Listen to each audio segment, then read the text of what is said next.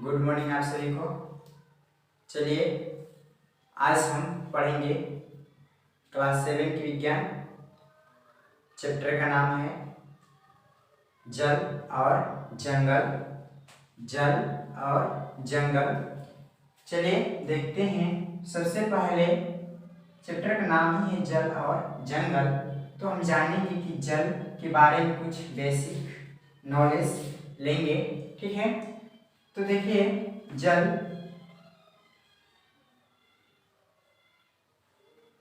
क्या आप जानते हैं जल का रासायनिक सूत्र क्या होता है? तो जान लीजिए जल का रासायनिक सूत्र H2O। ठीक है, इसमें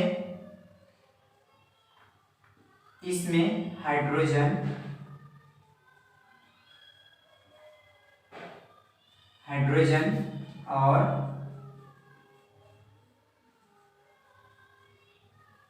ऑक्सीजन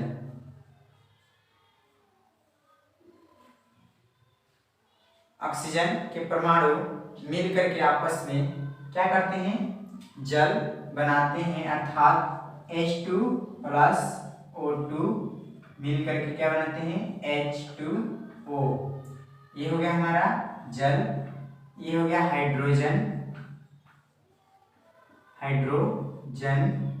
और ये है प्लस ऑक्सीजन।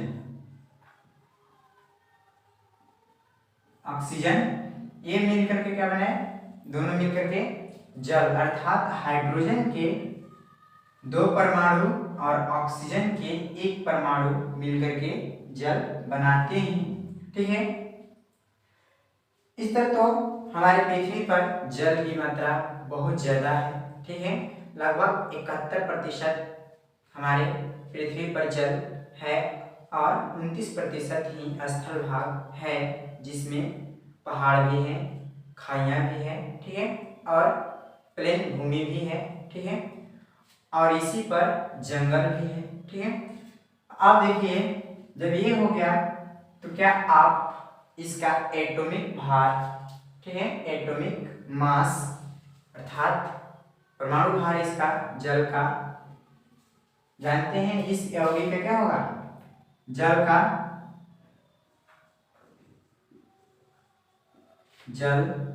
का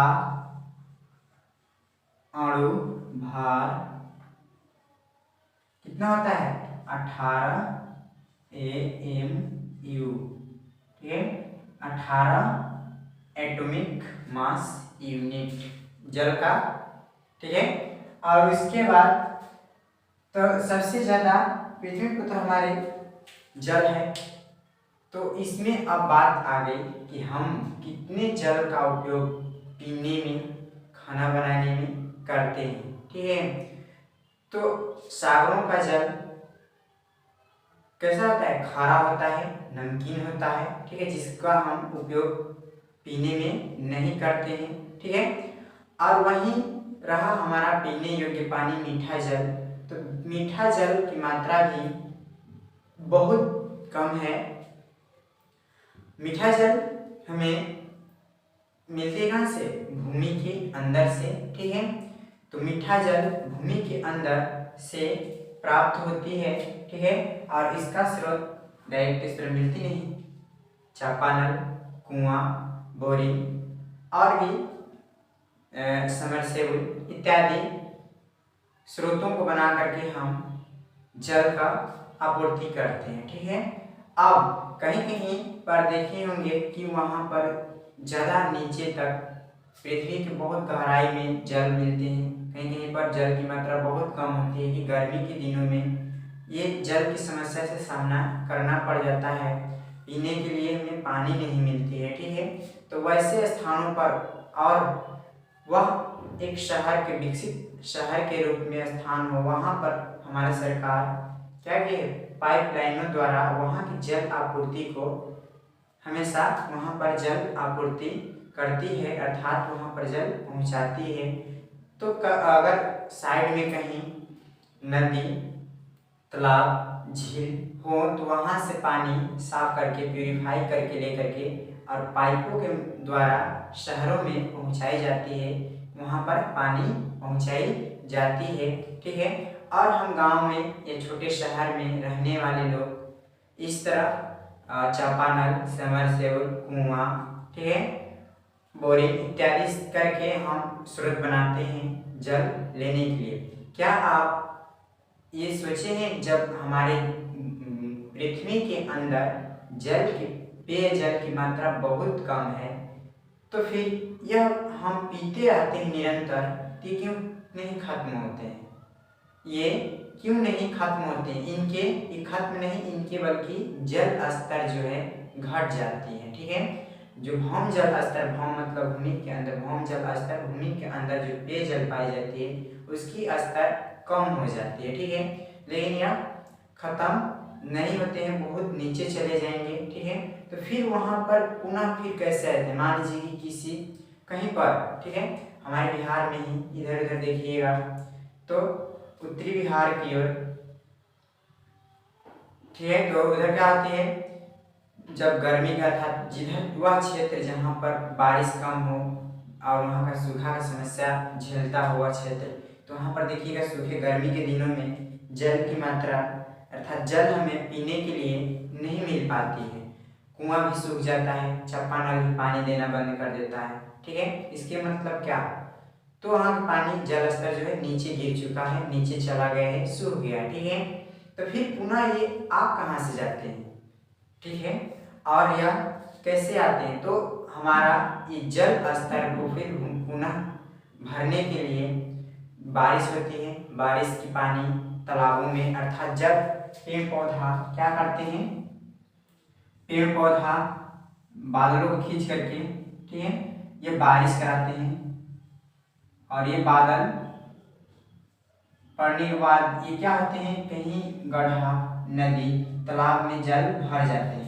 ठीक, भरने के बाद अब ये देखिए क्या होते हैं, अब भर गए, रुक गए हैं, तो कुछ तो जल सूर्य की ताप के कारण, ठीक है, सूर्य की ताप के कारण ये गर्म होकर के वाष्प बन करके ऊपर की ओर उड़ जाते हैं, परंतु यहाँ पर एकत्रित हुए जल धीरे धीरे रिस रिस करके अंदर की ओर जाते हैं और यहीं वर्षा के दिनों में हम देखते हैं कि हमारा चापानल, कुआं, ठीक है, इस सब में पानी की मात्रा बढ़ जाती है। कुआं होगा आपके गांव या कहीं पर साइड में तो देखिएगा, तो कुआं में भी पानी की जल स्तर ऊपर की ओर बढ़ जाती है। तो बढ़ने का यही कारण है कि बारिश होती है और साइड से जल क्या होता है कि रिस रिस करके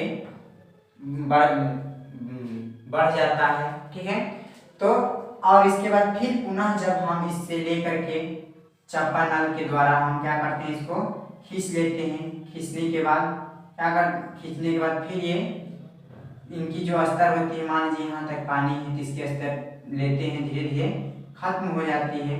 ठीक है, तो खत्म होने के बाद फिर पुनः ये भी बारिश के होने से क्या करता है, फिर ये भरता है। ठीक है, तो इस तरह करके हम ये इसका आपूर्ति करते हैं, रिस के जाता है, इसको हम क्या कहते हैं, अंतःस्यंदन कहते हैं। इस क्रिया को हम क्या कहते हैं, अंतःस्यंदन, अर्थात धीरे धीरे पानी एकत्रित होती है, एकत्रित होकर के धीरे धीरे रिस करके भौम जल स्तर को बढ़ाती है और भूमि के अंदर पानी क्या होती है, एकत्रित होती है, ज्यादा बढ़ जाती है।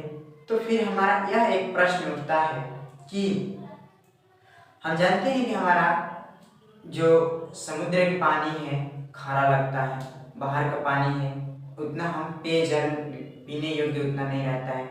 तो समुद्र के पानी से ही जब जल वाष्प बन करके उठता है, बारिश पड़ता है। ठीक है, तो फिर यह पानी एकत्रित होकर के समुद्र से भी रिस करके भौमजल बढ़ता है, तो उसका पानी हमें नमकीन क्यों नहीं लगता?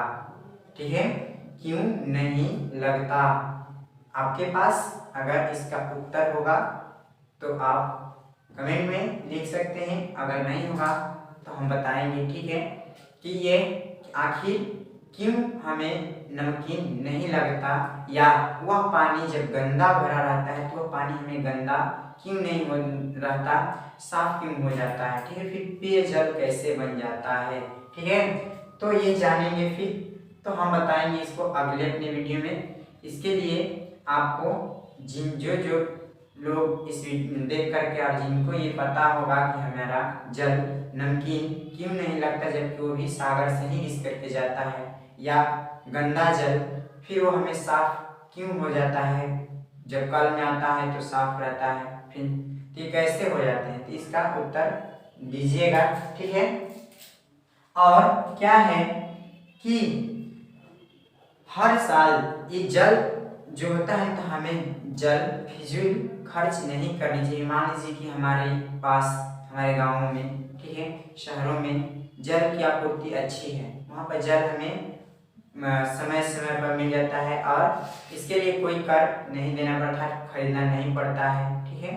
तो खरीदना नहीं पड़ता है तो इसके मतलब ये नहीं कि हम भौम जल को अर्थात अपने समरसेबुल से या चापानल से या कुआं से फिजूल का ये पेयजल को बर्बाद करें, ठीक है। ऐसा हमें नहीं करना चाहिए, क्योंकि इस स्थिति को ऐसे करने से हमारा जल भौम जल स्तर क्या होता है, गिरता है, नीचे की ओर जाता है। तो हो सकता है कि हमें भी पानी की समस्या, पेयजल की समस्या से जूझना पड़ सकता है। तो सबसे अहम बात है कि इस पेयजल को हमें बचा करके जितना उपयोग है उतना ही हमें करना चाहिए, ज़्यादा मात्रा में इसका उपयोग अर्थात फिजूल उपयोग नहीं करना चाहिए, ठीक है। और उसके बाद इसको देखते हुए हर साल हमें याद रखने के लिए 22 मार्च को जल दिवस के रूप में मनाया जाता है, ठीक है। और इसी 22 मार्च को ही हमारा बिहार दिवस भी मनाया जाता है, ठीक है। तो याद रखने के लिए एक सही तरीका है कि इधर बिहार दिवस तो इधर जल दिवस, एक ही दिन 22 मार्च को ही जल दिवस और बिहार दिवस दोनों मनाया जाता है, ठीक है। तो और हम जानते हैं कि अगर जल नहीं रहेगा तो हमारे जीवन में जल का क्या महत्व है, क्योंकि जल के बिना हम अधूरा हैं, अर्थात ये जब नहीं रहेगा तो हम ही नहीं रहेंगे, क्योंकि हर कार्य में जल का ही आवश्यकता है। हमारे खाना बनाने से लेकर के कपड़ा धोने, फ्रेश होने तक ही जल की आवश्यकता है। तो सोचिए हमारे जीवन में जल की इतना महत्व है और हम जल को फिजूल खर्च करते हैं, बिना मन के बहाते हैं, तो क्या होगा, एक दिन हमें भी इस समस्या से जूझना पड़ सकता है कि हमें जल बाहर से खरीद करके लाना पड़ सकता है, ठीक है। तो इसको हम देखते हुए अपने जल को क्या करेंगे, लंबे समय तक बचा करके रखेंगे, जितना जरूरत है उतना का उपयोग करेंगे, ठीक है। उसके बाद क्या है कि जल और जंगल, तो जंगल के बारे में हम नेक्स्ट डे जानेंगे। अभी जल में भी जल जो भौम जल है, भौम जल स्तर, ठीक है, जल भर, ये जो होते हैं ये सब क्या क्या होते हैं और क्या जल स्तर को गिरावट में सबसे अधिक अहम भूमिका क्या है कि जल स्तर किसके कारण गिरते हैं, ऐसे सब सवालों को उत्तर जानने के लिए और इसके बारे में जानने के लिए हम अगले दिन अर्थात नेक्स्ट वीडियो में बताएंगे और विस्तार से पढ़ाएंगे। और विस्तार से पढ़ने के लिए क्लास 7 की बुक को हमारे इस चैनल से जुड़ जाइए और आनंद सहित पढ़िए, ठीक है। Okay, thank you. आज के लिए इतना ही।